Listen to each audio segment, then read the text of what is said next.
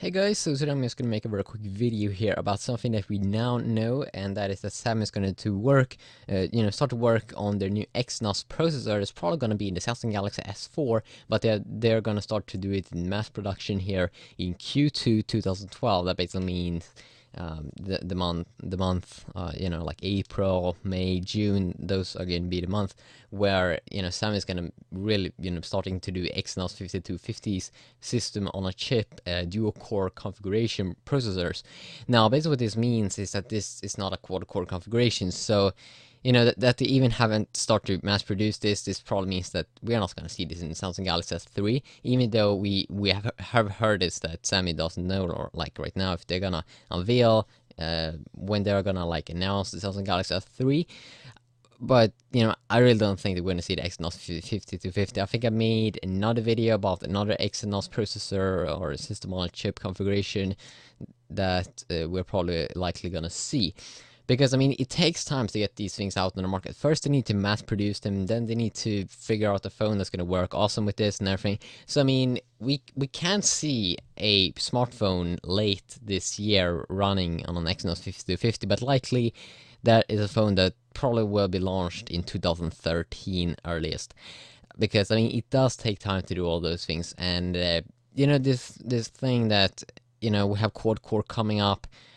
I know it's not all about specs, of course it's about performance, but I mean, quad core sounds good, it's a major selling point, and a lot of people or a lot of companies are going to take advantage of that, but we're probably going to see another kind of, if it's a quad core smartphone, that we're going to see some kind of quad core configuration, a system on a chip, like, of course, we're probably not going to see Tegra 3, because we do know that they are not like, I'm not even sure if Sam is going to unveil a NVIDIA Tegra 3 device, because they have their own, kinds of system on chips up and running. But no, quad core configuration. If it's going to be, if the Samsung S3 is going to be quad core, it's probably going to use some kind of quad core configuration.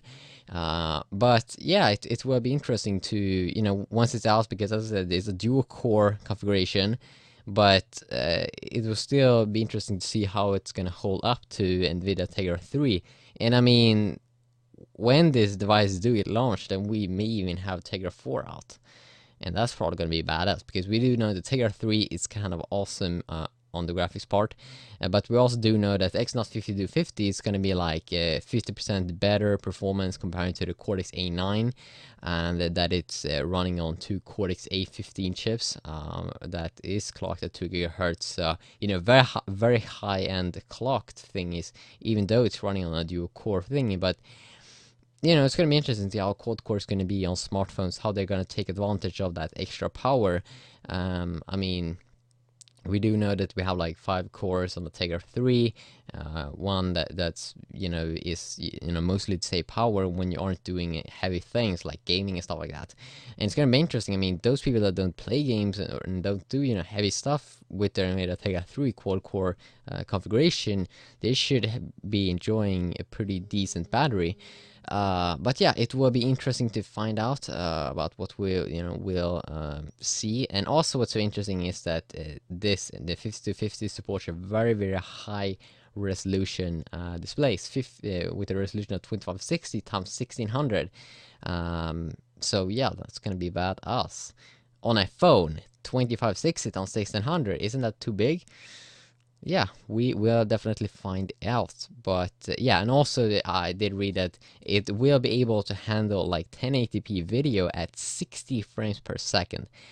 That is banana crazy. Yeah, and also memory bandwidth, if you do care about those, if you are a geek, you probably already do know this, but 12.8 gigabytes a second, or gigabit. Yeah, see you.